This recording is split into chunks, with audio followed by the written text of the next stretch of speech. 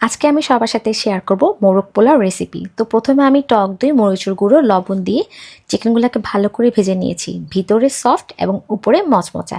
এরপর আমি একটা প্যানে পেঁয়াজ কুচি দিয়েছি আর সাথে দিয়েছি সবগুলো শুকনো মশলা, মানে তেজপাতা, দারচিনি, এলাচ, লং। এরপর আমি আমার যে টক দই যে মিশ্রণটা ছিল ওটাও আমি এখানে দিয়ে নিয়েছি এবং ভালো করে নেড়ে চেড়ে নিয়েছি। এরপর আমি দিয়েছি আদা বাটা, রসুন বাটা। এটা দিয়ে আমি ভালো করে নেড়ে চেড়ে এরপর আমি দিব বাসায় বানানো একটা মশলা, যে মশলাটা আমরা নিজেরাই বানিয়ে থাকি। এখানে থাকে চীনাবাদাম, কিশমিশ, জয়ত্রী, জয়ফল, সব কিছু মিলে এই মশলাটা রেডি করি। বাসায় যখন মোরগ পোলাও বানাই তখন এগুলো ইউজ করি। দেন আমি এখানে দিয়েছি লাল মরিচের গুঁড়া, দেন আমি এখানে দিয়েছি একটু মশলা গুঁড়া। এরপর আমি দিব হচ্ছে এখানে রোস্ট মশলা। রোস্ট মশলাটা দিলে কিন্তু মানে এটার স্বাদটা কিন্তু আরও বেড়ে যায়। এরপর আমি এখানে দিব হচ্ছে টমেটো সস। অবশ্যই আপনার টমেটো সসটা ইউজ করবেন। এরপর আমার মশলাটা ভালো করে কষিয়ে নিয়ে তারপর আমি এখানে দিয়ে নিব চিকেনগুলো। মশলাটাকে আমরা ভালো করে কষিয়ে নিব যাতে করে চিকেনের ভিতরে মশলাগুলো সব ঢুকে যায়। এরপর আমি এখানে দিয়ে নেবো একটু হালকা করে লেবুর রস, যাতে খুব সুন্দর একটা স্মেল আসে। এরপর দেখতে পাচ্ছেন আমার চিকেনটা কিন্তু খুব সুন্দরভাবে রান্না করা শেষ।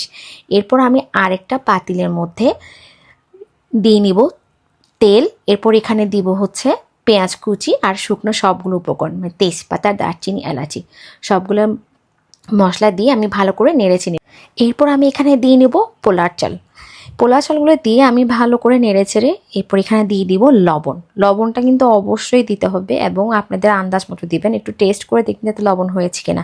এরপর আমি এখানে দিয়ে নিব গরম পানি।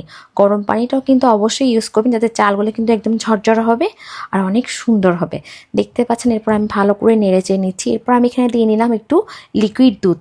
পোলাওর মধ্যে যদি লিকুইড দুধটা আপনারা ইউজ করেন তাহলে পোলাওটা অনেক ক্রিমি টাইপের হয়। তারপর আমি আবার উপর দিয়ে নিব হচ্ছে কাঁচামরিচ একটু বেশি পরিমাণে দিচ্ছি যাতে একটু ঝাল হয়। এরপর যখন আমার পোলাওটা রান্না করা প্রায় শেষ, দেন আমি আমার সবগুলো চিকেন আস্তে আস্তে করে এখানে মিক্স করে দেব।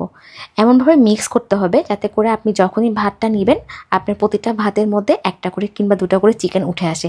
এরপর সব কিছু দেওয়ার পর আমি দিয়ে নেব আমার পেঁয়াজ বেরেস্তা, এরপর দিব কিশমিশ, সব কিছু সুন্দর করে দিয়ে এটাকে আমি কিছুক্ষণ বসিয়ে রাখবো।